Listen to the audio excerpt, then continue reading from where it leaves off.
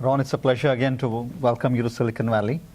I think it was just about last one. I had the privilege of meeting and interviewing you in New York City. It's a great time. IIT Bombay Diamond Jubilee celebrations. You have been an integral part of the Heritage Foundation for IIT Bombay. Wanted to learn from you how this came about and the workings of the Heritage Foundation. I was interviewing your colleagues earlier. It is one of the most recognized foundation with about $50 million that have been raised in the last, I think, 2 decades or so since its formation. Where does the focus and the activities center around, obviously through the alumni and the alumni academia network? So we are, it's like a family. The IIT Bombay Heritage Foundation, which is the sole alumni body for IIT Bombay alumnus across the country, was formed here in California, going back now almost 2 decades. And we have several major chapters. The largest chapter, what we call our San Francisco Bay Area chapter, is right around here because that's where we have the maximum number of alumni from IIT Bombay here. The second largest is in New York and New Jersey and that area, what we call the greater New York area, where I come from. And then we have chapters in Boston, in Chicago, in Seattle, in Pittsburgh, in Houston, in Dallas. And overall, we basically have, there are 2 main focuses of the IIT Bombay Heritage Foundation. One is to provide, collect donations, gifts on behalf of IIT Bombay to support their education and research programs, student scholarships, areas like fixing up some, building high quality computer study halls in hostels and so on, young faculty awards, establishing chair professorships, also including major brick and mortar structures like the Syed Mehta School of Management, and which was established many years ago by a significant donation by Syed Mehta. And today he gave another $1 million to add an extension to that building so that the executive education MBA program could be brought on campus. We also had major donations from people like Kanwal Rekhi, who lives in this area, from Victor Menezes in New York, from Bharat Desai, and many other people like that. But also, we routinely collect anywhere between $2 to $4 million a year. And I believe we collect more money from alumni, roughly about 700 or 800 unique alumni every year donate. And it's more than, I'm told, than probably most other IITs put together. It's fairly well recognized that IIT Bombay has the best and the most well-run organization amongst all alumni associations from Indian universities, of course from all the other IITs included and several other institutions. We have a significantly high level of governance. We have a very well-organized IIT Bombay Heritage Foundation board, and we quite a bit involve our IIT Bombay administration. As you saw today, we had our director, our deputy director, several deans, several very important faculty members were here. So this particular weekend, it started with what we call a fan meeting at Stanford, which was held yesterday, all day from 8 a.m. till 5:30 p.m. And it was organized by one of our prominent alumni who is an adjunct professor called Anurag Mairal, and with volunteers, some of them who are students who are doing their PhD at Stanford. Then today, we had first our sit-down IIT Bombay Heritage Foundation board meeting, followed by a distinguished alumni meeting where by invitation only. We had about 50 alumni and their spouses.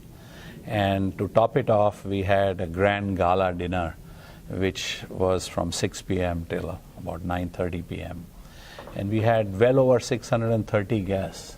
And we did an amazing job in trying to put together many young alumni from the batch of 2010 and 11 helped out with registration, ushering people in, acting as master of ceremonies, and so on. So it's very gratifying to see that. Now the next function is going to be on October 20th in Chicago, followed by October 21st. There will be a similar gala dinner for about 300 people in New York City at NYU. So in India itself, the team from IIT Bombay will be going back and they will be having events in 4 major cities in India. Because our alumni are all over the world, we have about 60,000 plus alumni, and they are literally scattered across the world. Of course, in India, we have the largest number. Second largest is naturally here in the United States. Ron, what is important to learn is how do you keep the alumni network energized? The Heritage Foundation is one of the vehicles, but it's important to continue the tradition and keep the younger generation engaged, so it's like a pay-forward model. So what we try and do is, through our local chapters, for example, before I became the president about a little more than 2.5 years ago, my term is for 3 years and it ends on March 31st, 2019. I used to be the president of the Greater New York chapter of IIT Bombay Heritage Foundation. Similarly, the past current president emeritus of IIT Bombay Heritage Foundation, Sandeep Pandya, used to be the president, and before that, he was the treasurer. Sandeep, for example, is from the 1986 batch. I am from the 1970 batch. And hopefully, we just elected our new board of the Bay Area chapter, and we have, for the first time, alumna, a female IIT Bombay alum, Soumya Gupta, who is going to be on the Bay Area chapter board. And what it happens, it's a process of osmosis. So once you have a person from a certain group, he or she brings in folks who are of similar age group, similar backgrounds, and so on. And it continues to rejuvenate itself. So we have never really had an issue with that. Now, what's going to happen, I don't know 20 years from now, because when I graduated and came to the US in 1970, almost 70 to 75% of the graduating class used to come to the US. That number has shrunk to like 10% because of much better job opportunities in India. Now we can do advanced research in India itself. And not to say the least, as you are well aware, the current climate in the US is not the most conducive because there are a lot of barriers to them after they finish graduate school in terms of placement, immigration issues, visa issues, and so on. So I don't know. I think there will always be folks who will be coming here, but not in the same large numbers. And I personally think this is America's loss, not America's gain. And in a kind of an interesting way, I believe it will be India's gain, because the same group of very talented people. I think one of the biggest regret that I have is I used to be personally in manufacturing business, and over a 26, 27-year career where I owned my own businesses in plastic manufacturing, we hired well over 1,000, 1,100 people. Unfortunately, I never worked in India. I have the feeling that if I had stayed in India, maybe I would have been able to do the same thing. I really don't know. But to me, this was US's gain. You look around and you see so many IITians have started their own ventures, startups, hiring, if not hundreds, thousands of people.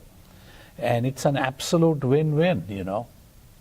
So I think Having, and I'm sort of digressing, but I think the IIT brand is now fairly well established. Particularly in the Bay Area, I was told that if you are looking for funding and venture financing, unless there is an Indian and hopefully an IITian, they might not get the funding. So that's how it works. Yeah. Lastly then, Ron, is the efforts of the foundation and of course the alumni to make sure that the right resources in the right way is being given to the campuses across India, especially to the IIT Bombay, which has done so amazingly well. Transfer of knowledge, getting the right faculty and putting the right research that could be then applied to entrepreneurship or corporates, etc. How do you think that is happening? Every year we have this FAN meeting, which stands for Faculty Alumni Network.